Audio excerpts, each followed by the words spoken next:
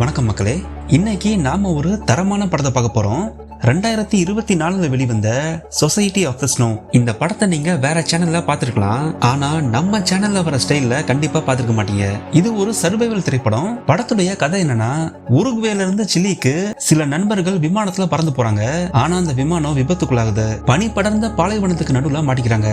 அங்க இருந்து எப்படி தப்பிச்சாங்க, எப்படி உயிர் வாழ்ந்தாங்கன்றதுதான் இந்த படத்துடைய கதையே. நல்லா ஞாபகம் வச்சுக்கோங்க, நீங்க பாக்குறது எல்லாமே 1972 நடந்த உண்மை கதை. இந்த படத்தை முழுசா பார்க்கும்போது உங்களை பிரமிக்க வைக்கும். சமீபத்துல மலைக்கு மேல ஏறி போன ஒரு பெண்குயின் கதையை கேட்டிருப்பீங்களா?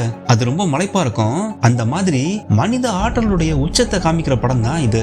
கண்டிப்பா சொல்றேன், படத்தை பார்த்து முடிச்சதுக்கு அப்புறம் இந்த உண்மை கதையை நம்ப முடியாத மாதிரி இருக்கும். கண்டிப்பா மிஸ் பண்ணாம வீடியோவை ஃபுல்லா பாருங்க. Welcome to yellow back Tamil explanation. 1972 October 13 நண்பர்கள் எல்லாரும் ஒன்னா சேர்ந்து ரக்பி விளையாடுறத காமிக்கிறாங்க. அந்த கேம்ல அவங்க தோத்துட்டாங்க. இருந்தாலும் ரொம்ப சந்தோஷமா இருக்காங்க. ஏன் தெரியுமா? எல்லாரும் ஒரு டூர் போக பிளான் பண்றாங்க. ஃப்ரெண்ட்ஸ் எல்லாம் காசை வசூல் பண்ண ஆரம்பிக்கிறாங்க. ஆனா அதுல நீமோ வராம இருக்கான். நீயும் கூட வான்னு கூப்பிடுறாங்க. அதுக்கு அவன், எனக்கு எக்ஸாம் இருக்கு, நான் வரலன்னு சொல்றான். ஃப்ரெண்ட்ஸ் எல்லாரும், அதுக்கு முன்னாடி நம்ம சீக்கிரமா வந்துடலாம், இப்போ ஃபிளைட் டிக்கெட் ரொம்ப சீப்பா இருக்கு, இந்த மாதிரி நேரத்துல போனாதான் உண்டுன்னு அவனை கட்டாயப்படுத்தி கூட்டிட்டு போறாங்க. எல்லாரும் ஏர்போர்ட்டுக்கு செம சந்தோஷமா வராங்க. டூர் போறதே நல்லா இருக்கும். அதுவும் ஃப்ரெண்ட்ஸ் எல்லாம் சேர்ந்து போனா இன்னும் நல்லா இருக்கும்ல. ஃப்ரெண்ட்ஸ் மொத்தமா 19 பேர் போறாங்க. கூடவே மத்த பயணிகளும் வராங்க. அந்த பிளைட்ல மொத்தமா போறது 45 பேர். பல கனவுகளோட அந்த விமானத்துல பயணிக்க ஆரம்பிக்கிறாங்க. பிளைட்ல ஆட்டம் பாட்டம் கொண்டாட்டம்னு செம்ம ஜாலியா இருக்காங்க. பேசிக்கிட்டே இருக்காங்க. அப்ப திடீர்னு பிளைட் குலுங்குது. அதை பார்த்து எல்லாரும் பயப்படுறாங்க. அப்ப ஒருத்தன் அதுல, இதெல்லாம் ரொம்ப சகஜம், இப்ப நாம ஆண்டிஸ் மலை தொடர்ச்சி கிட்ட வந்திருக்கோம், நம்ம விமானம் 2 மலைக்கு நடுவுல போக போகுது, அதனால இந்த மாதிரி நிறைய குலுங்குன்னு சொல்றான். இருந்தாலும் அதை பெருசா எடுத்துக்காம எல்லா ஃப்ரெண்ட்ஸும் விளையாடுறாங்க. கொஞ்ச நேரம் ஆகுது. விமானம் அதிகமா குலுங்க ஆரம்பிக்குது. ஒரு பனி புயல விமானம் கடந்து போகுது. எல்லாரும் பயந்து போய் சீட் பெல்ட் போட்டு உட்காந்துருக்காங்க. ஒரு கட்டத்துல விமானம் அந்த பனியை கடந்து வருது. ஆனா அவங்களுக்கு முன்னாடி ஒரு பெரிய மலை இருக்கு. அந்த மலையை தாண்ட நினைக்கும் போது விமானம் நேரா மோதிடுது. 2 பகுதியா உடைஞ்சு போகுது. அந்த தாக்கத்துல சீட்ல இருந்த எல்லாரும் ஒருத்தர் மேல ஒருத்தர் மோதிக்கிறாங்க. முன்பகுதி மட்டும் தனியா கலண்டு சறுக்கிட்டே மலையுடைய அடிவாரத்துல வந்து விழுது. கொஞ்ச நேரம் கழிச்சு முழிச்சு பாக்குறாங்க. பார்த்தா அந்த விமானம் தலையில இருக்கு. எல்லாருக்கும் சர மாதிரி அடிபட்டிருக்கு. நிறைய பேர் ரத்த வெள்ளத்துல இருக்காங்க. வலி தாங்க முடியாம கதறாங்க. எல்லாருக்கும் அங்க என்ன நடக்குதுன்னே புரியல. உடனே பசங்க எல்லாரும் ஒன்னா சேர்ந்து அங்க இருக்கிறவங்கள காப்பாத்த முயற்சி பண்றாங்க. பைலட்டுக்கு என்னாச்சுன்னு பார்க்க வராங்க. பார்த்தா அவருக்கு பயங்கரமா அடிபட்டிருக்கு. கொஞ்ச நேரத்திலே இறந்து போறாரு. பயணிச்ச 45 பேர்ல 15 பேருக்கு மேல இறந்து போயிட்டாங்க. இப்ப எல்லாரும் பயத்தோட உச்சத்துல இருக்காங்க. அங்க உரைய வைக்கிற அளவுக்கு குளிர் இருக்கு. இன்னொரு பக்கம் காயத்தினால வலி தாங்க முடியாம இருக்காங்க. அன்னைக்கு ராத்திரி முழுக்க இப்படியே கிடக்குது. மறுநாள் சூரியன் உதயமாகுது. பசங்க எல்லாம் வெளியே வந்து பாக்குறாங்க. அவங்க இருக்கிற இடத்த பார்த்து ஷாக் ஆகுறாங்க. பல மைல்களுக்கு வெறும் பனி மட்டும்தான் அவங்க கண்ணுக்கு தெரியுது. முதல் வேலையா யார் யாரெல்லாம் இறந்ததுன்னு தேடி பாக்குறாங்க. காயப்பட்டவங்கள வெயில்ல வைக்கிறாங்க. அவங்களுக்கு முதல் உதவி கொடுக்கறாங்க. பெட்டியில இருந்து சாப்பாட்டை எல்லாத்தையும் தனியா எடுத்து வைக்கிறாங்க. நம்மள தேடி யாராச்சும் வருவாங்க, அது வரைக்கும் நாம கொஞ்சம் கொஞ்சமா சாப்பிடணும்னு திட்டம் போட்டு வைக்கிறாங்க. இறந்தவங்க எல்லாரையும் ஒரே இடத்துல போடுறாங்க. இந்த படத்திலேயே இறந்தவங்க உண்மையான பேரையும் அவங்க வயசையும் கூட போடுவாங்க. உதவி வரும்னு காத்து இருக்காங்க. அப்போ ஒரு சத்தம் கேக்குது. அது விமானம் பறக்கிற சத்தம். ஆனா அவங்களால விமானத்தை பார்க்க முடியல. ராத்திரி ஆக போது. அதனால அந்த பிளைட்ல இருக்கிற ஓட்டைகளை அடைக்கிறாங்க. முடிஞ்ச அளவுக்கு கதவை எல்லாம் சாத்தி உள்ளுக்குள்ள குளிர கட்டுப்படுத்த முயற்சி பண்றாங்க. நம்மள யாராச்சும் காப்பாத்த வருவாங்கன்னு நம்பிக்கையோட காத்துட்டு இருக்காங்க. இன்னைக்கு 3வது நாள். 2 நாளா மயக்கத்துல இருந்த பெர்னாண்டோ திடீர்னு முழிக்கிறான். இங்க என்ன ஆச்சுன்னு கேக்குறான். அதுக்கு நடந்ததை சொல்றாங்க. உடனே அவன், என் தங்கச்சி எங்கன்னு கேக்குறான். தங்கச்சிக்கு பலமா அடிபட்டு இருக்கு, மயக்கத்துல இருக்கா. தவழ்ந்து போய் அவன் தங்கச்சியை கெட்டி பிடிச்சுக்கிறான். அம்மா எங்கன்னு தேடுறான். ஆனா அவங்க ஏற்கனவே இறந்துட்டாங்க.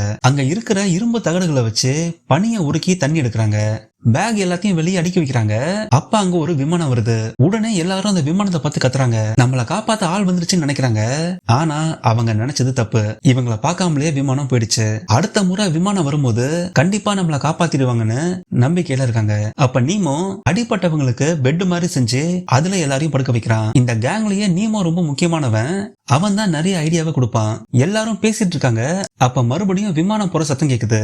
ஆனா விமானத்தை பார்க்க முடியல. அப்ப ஒருத்தன், நேத்து விமானம் இந்த பக்கம் வந்துச்சு, நம்ம இல்லன்னு போயிட்டாங்க, இப்போ வேற இடத்துல தேடுறாங்க, மறுபடியும் இங்க வந்து தேடுறது சந்தேகம் தான் சொல்றான். இன்னும் எத்தனை நாள் இங்கே இருக்க போறோம்னு பேசிக்கிறாங்க.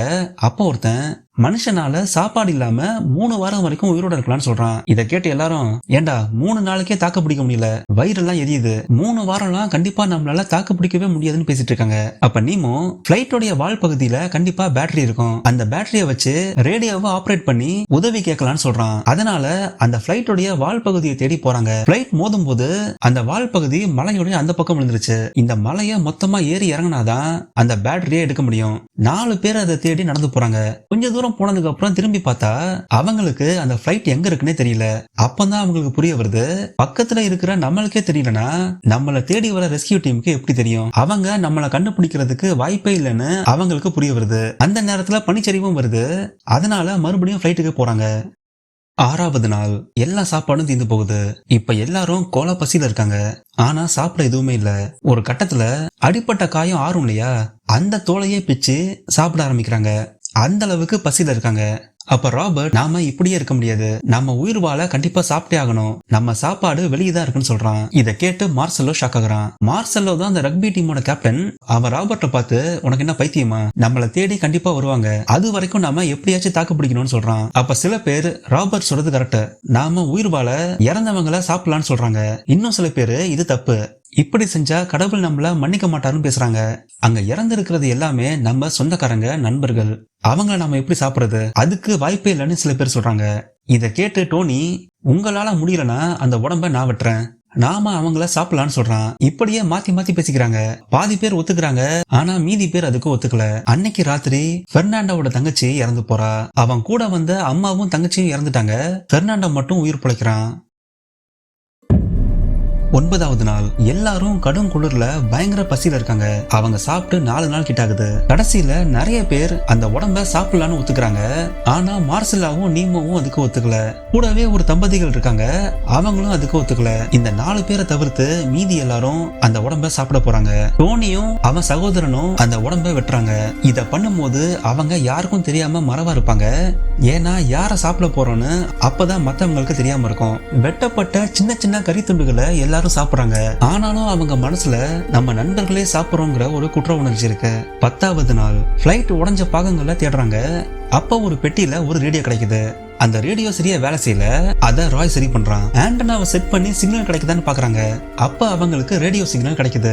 செய்திகள்ல ஆண்டிஸ் மலை தொடர்ச்சியில பிளைட் காணாம போய் இதோட 10 நாள் ஆச்சு. 10 நாளா ரெஸ்கியூ டீம் தேடி இருக்காங்க, ஆனா அவங்கள கண்டுபிடிக்க முடியல. அதனால தேடுதல் வேலையை இதோட நிப்பாட்டுறோம்னு சொல்றாங்க. இத கேட்டு எல்லாரும் கதறி எழுவுறாங்க. அது மட்டும் இல்ல, அந்த மலை தொடர்ச்சியில இது வரைக்கும் 33 பிளைட் விழுந்திருக்கு. அதுல யாருமே பொழைச்சதில்ல. குளிர் அதிகமா இருக்கிறதால பனி உருகுன அப்புறமா பிப்ரவரி 15ஆம் தேதி தான் மறுபடியும் தேடுதல ஆரம்பிப்போம்னு சொல்றாங்க. இத கேட்டு எல்லாரும் உடைஞ்சு போறாங்க.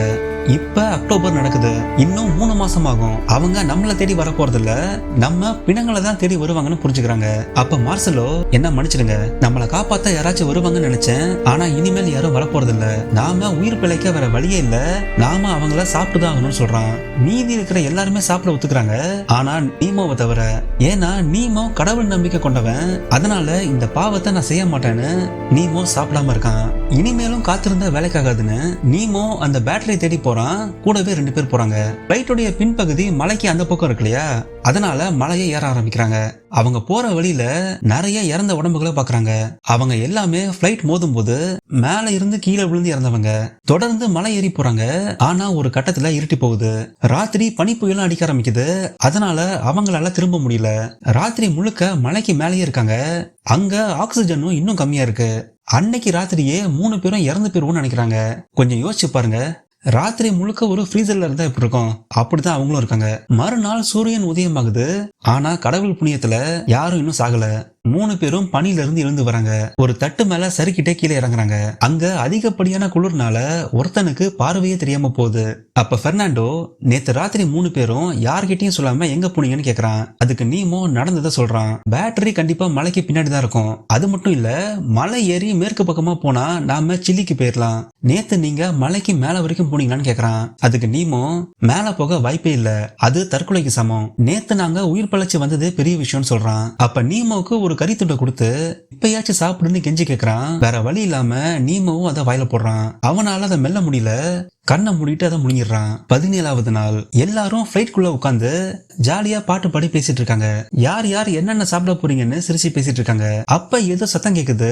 என்னன்னு தெரியறதுக்குள்ள பனி சரிஞ்சு மொத்தமா அவங்கள மூடுது. ஒரே நொடியில மொத்த ஃபிளைட்டும் பனிக்குள்ள போகுது. எல்லாரும் பனில புதைஞ்சு போயிட்டாங்க. சில பேர் அதுல தப்பிச்சு வெளியே வராங்க. உடனே மாட்டிக்கிட்ட எல்லாரையும் காப்பாத்த முயற்சி பண்றாங்க. பாதி பேரை காப்பாத்தி வெளியே வர முயற்சி பண்ணும்போது மறுபடியும் இன்னொரு பனி சரிவு நடக்குது. இப்ப மொத்த ஃபிளைட்டும் பனிக்குள்ள மூடி இருக்கு. எல்லாரும் கஷ்டப்பட்டு பனியை விலக்கி பாக்குறாங்க. இப்ப யாரெல்லாம் உயிரோட இருக்கான்னு அவங்களுக்கு தெரியல. ஒருத்தர் பேரையா கூப்பிட்டு பாக்குறாங்க. பார்த்தா 8 பேர் அங்க இறந்து போயிட்டாங்க. அதுல கடைசியா ஒரு தம்பதி இருந்தாங்க இல்லையா, அந்த பெண்ணும் இறந்துட்டாங்க. கூடவே கேப்டன் மார்சலவும் இறந்துட்டான். பனி அதிகமா இருக்கிறதால யாராலையும் வெளியே போக முடியல. ராத்திரி முழுக்க அங்கேயே இருக்காங்க. ஆனா எல்லாருக்கும் பசி பயங்கரமா இருக்கு. எல்லாரும் ஏதாச்சும் சாப்பிட்டே ஆகணும். ஆனா மாமிசத்தை வெட்டி தர டோனியும் அவன் சகோதரனும் இதுல இறந்துட்டாங்க.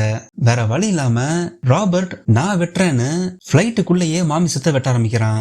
ஆனா அப்பவும் நீமோ சாப்பிடாமலே இருக்கான். ஒரு கட்டத்துல கோவத்துல நீமோ வேகமா தோண்ட ஆரம்பிக்கிறான். பிளைட் கண்ணாடிய காலால உதைக்கிறான். அதுல ஒரு சின்ன கீரல் அவன் காலில் விழுந்துருது. மறுபடியும் தோண்டும் போது சூரிய வெளிச்சம் தெரியுது. உடனே அது வழியா எல்லாரும் வெளியே வராங்க. சூரியனை பார்த்த சந்தோஷத்துல துள்ளி குதிக்கிறாங்க. பனியில மூடப்பட்ட அந்த பிளைட்டையும் தோண்டி வெளியே எடுக்க பாக்குறாங்க. அப்ப நீமோக்கு அவன் கால்ல வலி அதிகமாகுது. என்னன்னு பார்த்தா அந்த காயத்துல இன்ஃபெக்ஷன் ஆயிருக்கு. ஆனா நீமோ இதை யார்கிட்டயும் சொல்லாம இருக்கான். மறுபடியும் அந்த பேட்டரியை தேடி போலாமான்னு எல்லாரும் பேசுறாங்க.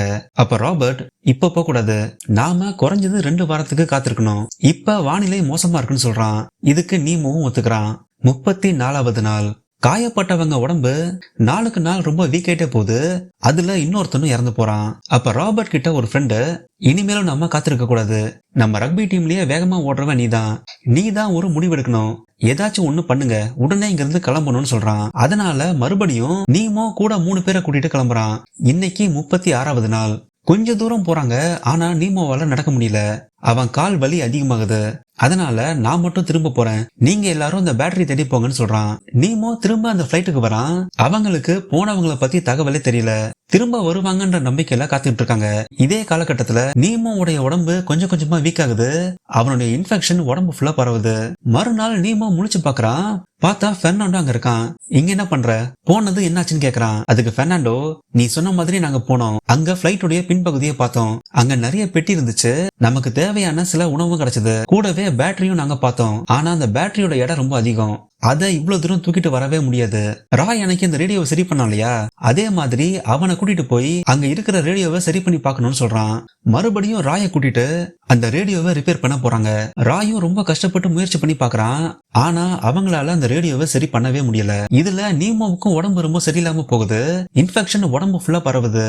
போதாதைக்கு அங்க சாப்பாடும் தீந்து போகுது. அங்க பிணங்கள்ல கறி தீந்து போகுது. அதனால எலும்புகளை சாப்பிட ஆரம்பிக்கிறாங்க. ஆரம்பத்துல அருவருப்பா இருந்த ஒரு விஷயம் இப்ப ரொம்ப சகஜமாயிடுச்சு. ரொம்ப சாதாரணமா டிவி பார்த்துட்டே சிப்ஸ் சாப்பிடுவோம் இல்லையா, அப்படி சாப்பிடுறாங்க. பசி ஒரு மனுஷனை எந்த எல்லைக்கு கூட்டிட்டு போகுது பாருங்க. நீமோ சுத்தமா சாப்பிடாம இருக்கான். அப்ப அவங்கிட்ட ஒரு சின்ன கறி துண்டு கொடுத்து தயவு செஞ்சு இதை சாப்பிடுன்னு கேக்குறான். ஆனா அவன் சாப்பிட மறுக்கிறான். இப்படியே இருந்தா நீ செத்து போயிடுவ, உனக்கு உன் உயிர் மேல ஆசை இல்லையான்னு கேக்குறான். அப்ப நீமோ, எனக்கு என் வாழ்க்கையில நிறைய லட்சியம் இருக்கு, நான் மறுபடியும் என்னோட அம்மாவை பார்க்கணும், எனக்கு சாக விருப்பம் இல்லைன்னு கதறி அழுகுறான். அந்த கூட்டத்திலேயே நீமோ தான் ரொம்ப தைரியமான ஆளு. ஆனா அவனுமே இப்ப மனசுடைஞ்சு போயிட்டான். ராய் எவ்வளவோ முயற்சி பண்ணி பாக்குறான். ஆனா அந்த ரேடியோ கடைசி வரைக்கும் வேலை செய்யவே இல்ல. ஒரு கட்டத்துல வெறுப்பாகி அங்க இருந்து கிளம்புறாங்க. ராய் அதை போட்டு உடைக்கிறான். அங்க அவங்களுக்கு ஒரு வாட்டர் ப்ரூஃப் ஷீட் கிடைக்குது. அதை எடுத்துட்டு மறுபடியும் பிளைட்டுக்கே வராங்க. அந்த வாட்டர் ப்ரூஃப் ஷீட்டை வச்சு ஒரு பேக் மாதிரி செய்றாங்க. பெர்னாண்டோ ராபர்ட் கிட்ட இந்த பேக் ரெடி ஆனதும் மறுபடியும் நாம கிளம்பி போலான்னு சொல்றான். 54வது நாள் எல்லாரும் காலையில ரேடியோவை கேக்குறாங்க. செய்திகள்ல மறுபடியும் விமானத்தை தேடி தேடுதல் வேட்டை நடக்க போகுதுன்னு சொல்றாங்க.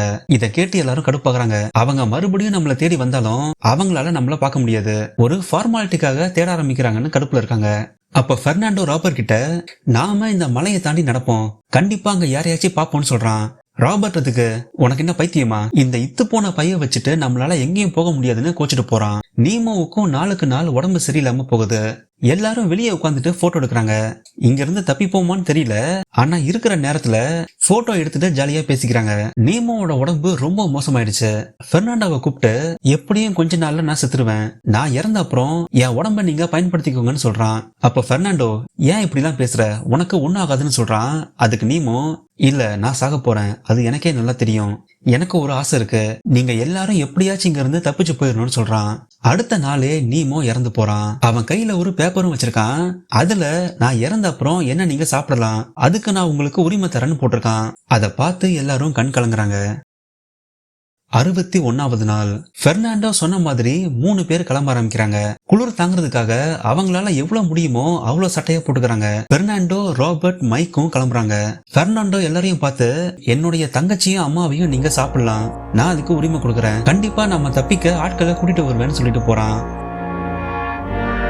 பெர்னாண்டோவோட திட்டம் என்னன்னா, காப்பாத்த ஆள் வருவாங்கன்னு காத்திருக்காம நாம உதவி தேடி போனோம். தெற்கு பக்கமா சில்லி இருக்கு, அதனால தெற்கு பக்கமா நடக்கணும். தெற்கு பக்கமா இருக்கிற பெரிய மலையை தாண்டி போயிட்டா உதவிக்கு ஆட்களை கூப்பிட முடியும்னு சொல்றான். இந்த திட்டம் வேலை செய்யுமான்னு தெரியாது, ஆனா சும்மா இருக்கிறதுக்கு பதிலா முயற்சி பண்ணி செத்தாலும் பரவாயில்லன்னு 3 பேரும் கிளம்பி போறாங்க. 3 பேரும் நடக்கிறாங்க, நடந்துகிட்டே இருக்காங்க. பல நாட்கள் நடந்து போறாங்க. ராத்திரி பனியிலே உறைஞ்சு போறாங்க. எப்படியாவது தெற்கு திசையில இருக்கிற மலையை கடக்கணும்னு ஒரு வெறியோட நடந்து போறாங்க. இதுக்கப்புறம் நம்ம தப்பிச்சிருவோம்னு சந்தோஷமா மேல ஏறி வராங்க. ஆனா மலை உச்சியை பார்த்து பெர்னாண்டோ மறந்து போறான்.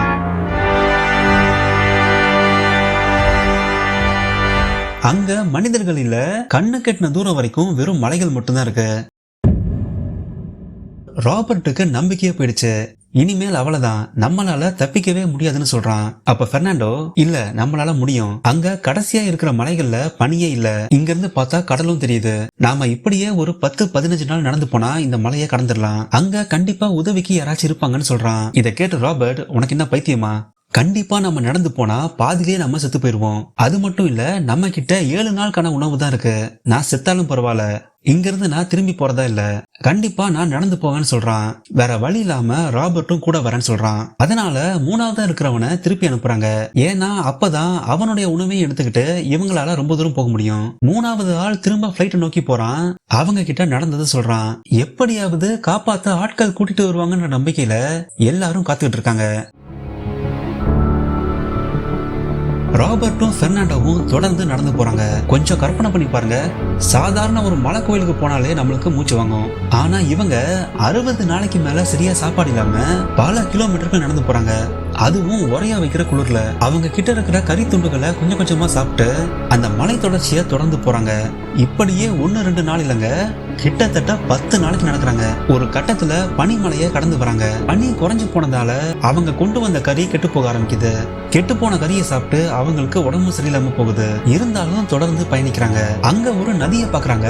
அதை பார்த்து சந்தோஷத்துல அமிர்தம் கிடைச்ச மாதிரி தண்ணியை குடிக்கிறாங்க. அப்ப அங்க ராபர்ட் கடவுளை பாக்குறான். கடவுள் மாதிரி அங்க ஒருத்தர் வராரு. உடனே 2 பேரும் காப்பாத்துங்கன்னு கத்துறாங்க. அவரும் ஒரு பேப்பரை வீசுறாரு. அதுல இவங்க எல்லா கதையும் சொல்றாங்க. நாங்க தான் பிளைட்ல கிராஷ் ஆனவங்க, இன்னும் பல பேர் உயிரோட இருக்காங்க, எங்களை எப்படியாச்சும் காப்பாத்துங்கன்னு எழுதி அனுப்புறாங்க. உடனே இந்த செய்தியை போலீஸுக்கு சொல்றாங்க. அவங்களால இதை நம்பவே முடியல. இந்த செய்தி நாடு முழுக்க பரவுது. அவங்கள காப்பாத்தணும்னு உடனே ஆட்கள் அனுப்புறாங்க. பெர்னாண்டோவும் ராபர்ட்டும் இப்ப சொர்க்கத்துல இருக்காங்க.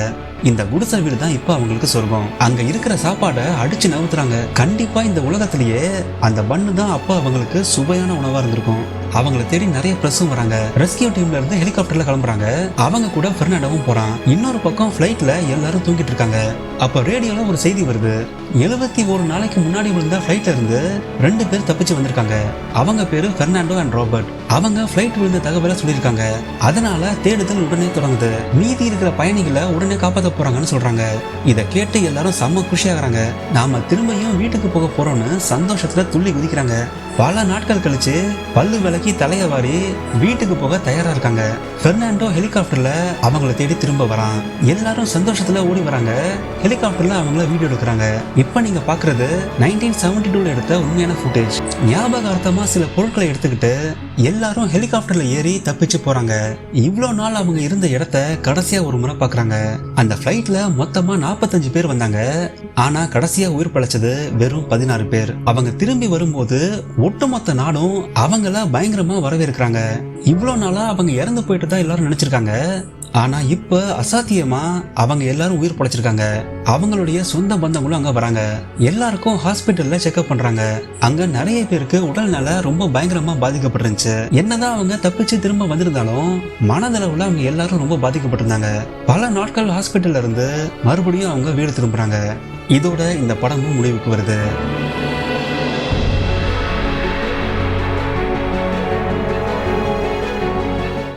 என்ன மக்களே, படம் எப்படி இருந்துச்சு? நான் இந்த படத்தை பார்க்கும்போது என்னால இந்த கதையை நம்பவே முடியல. ஒருவேளை படத்துக்காக எக்ஸ்ட்ராவா நிறைய சேர்த்திருக்காங்களோன்னு நினைச்சு தேடி பார்த்தேன். ஆனா இந்த படத்துல சொன்னது எல்லாமே உண்மைதான். அடிக்கடி நம்ம நினைப்போம் இல்லையா, நமக்கு மட்டும் ஏன் இப்படி நடக்குது, கடவுள் நம்மள இவ்வளவு சோதிக்கிறானேன்னு தோணும் இல்லையா? இந்த படத்தை பார்த்த அப்புறம் இதை விடவா நம்ம கஷ்டப்படுறோம்னு ஒரு எண்ணம் வரும். உங்களுக்கு இந்த அசாத்தியமான கதையை கேட்டதும் எப்படி இருந்துச்சுங்கிறத கமெண்ட்ல சொல்லுங்க. நம்ம சேனல்ல ஒரு வார கடைசிலையும் ஒரு வீக்கெண்ட் வீடியோ போடுவோம்.